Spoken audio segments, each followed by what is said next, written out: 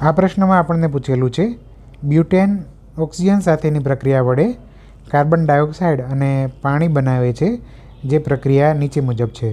તો C4H10 gas plus 13/2O2 4CO2 gas plus 5H2O liquid આ reaction આપેલી છે. ઇનફેક્ટ આ બ્યુટેનની દહન પ્રક્રિયા છે.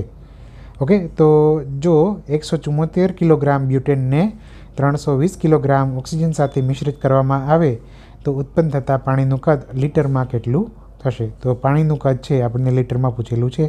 નજીકના પૂર્ણાંકમાં આન્સર લખવાનો છે. કાર્બન, હાઇડ્રોજન, ઓક્સિજનના મોલર દળ 12, 1 અને 16 ગ્રામ પ્રતિ મોલ આપેલા છે અને પાણીની ઘનતા 1 ગ્રામ પ્રતિ ml આપેલી છે. ઓકે, તો આપણે જોશું, ફરીથી લખીએ આપણે બ્યુટેનનું દહન સમીકરણ. તો બ્યુટેનનું દહન સમીકરણ થશે C4H10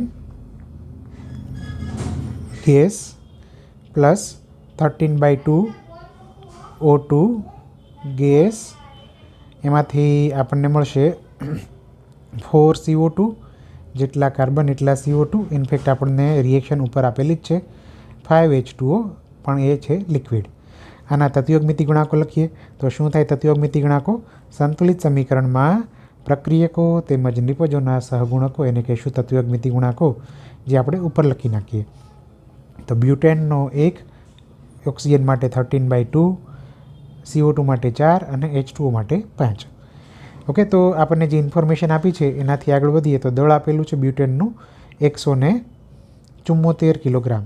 174 કિલોગ્રામ બ્યુટેન. આપણે 174 કિલોગ્રામને ગ્રામમાં કન્વર્ટ કરીને લખશું. તો ગ્રામમાં દળ છે આપણે અહીંયા લખશું.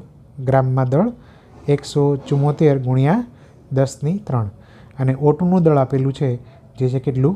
320 કિલોગ્રામ. તો એને પણ આપણે ગ્રામમાં કન્વર્ટ કરશું તો આવશે 320 ગુણ્યા 10^3. જ્યારે પણ આપણને એક કરતાં વધારે પ્રક્રિયકની માહિતી આપેલી હોય, જેમ અહીંયા બ્યુટેન અને O2 બંનેની માહિતી આપેલી છે, ત્યારે આપણે મર્યાદિત પ્રક્રિયક શોધવો પડે અને એ જ રીતે આપણે આગળ કેલ્ક્યુલેશન કરી શકીએ. તો મર્યાદિત પ્રક્રિયક શોધવા માટે આપણે શું કરશું? મોલ ભાગ્યા તત્વોગમિતિ ગુણાંકનો ગુણોત્તર લેવો પડે. તો પહેલાં આપણે આપેલ દળ ઉપરથી મોલ શોધીએ. તો મોલ કઈ રીતે મળશે? જો આપણને દળ આપેલું હોય તો એને એના મોલર દળથી ડિવાઈડ કરી દઈએ. દળ આપેલું હોય એને મોલર દળથી ડિવાઈડ કરી દઈએ તો આપણને મળશે મોલ. તો 174 ગુણ્યા 10^3 છેદમાં બ્યુટેનનું મોલર દળ આવે 58, એટલે કે મોલ આવશે 3 ગુણ્યા 10^3.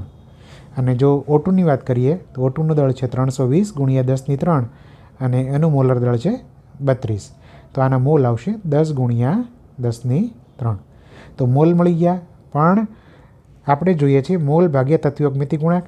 તો મોલ ભાગ્યા તત્વોગમિતિ ગુણાંક, તો આનું જે ઓછું વેલ્યુ હશે, બરાબર, એનું ઓછું વેલ્યુ મૂલ્ય ધરાવતો પ્રક્રિયક એ કોણ હશે? મર્યાદિત પ્રક્રિયક હશે. તો બ્યુટેનના મોલ છે 3 ગુણ્યા 10^3, તત્વોગમિતિ ગુણાંક છે 1. એ જ રીતે O2ના મોલ છે 10 ગુણ્યા 10^3 અને તત્વોગમિતિ ગુણાંક છે 13/2.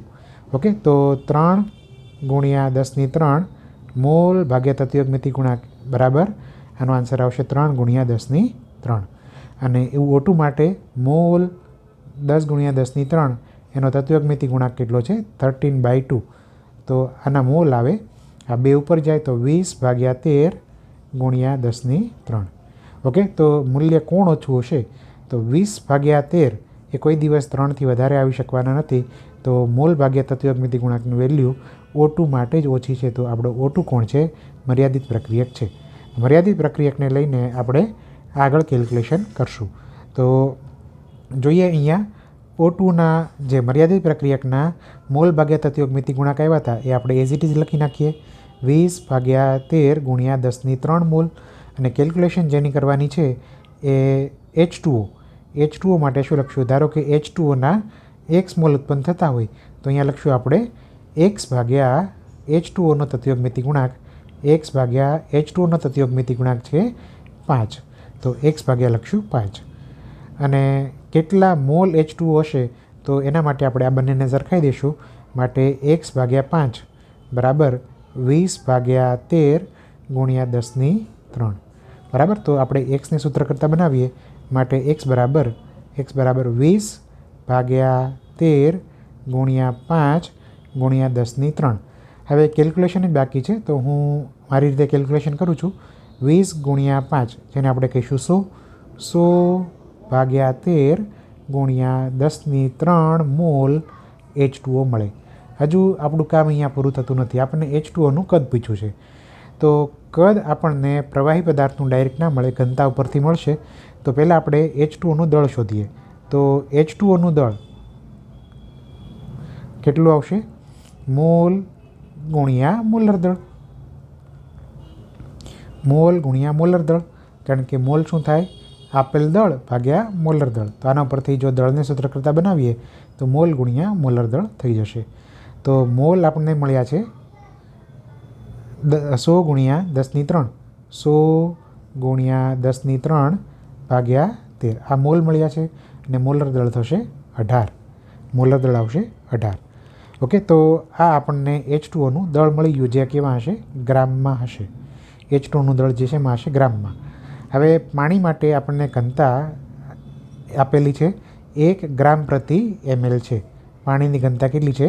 1 ગ્રામ પ્રતિ ml. અને જો આ ના આપેલી હોય તો વિદ્યાર્થી મિત્રો આને યાદ રાખવી, પાણીની ઘનતા કેટલી હોય?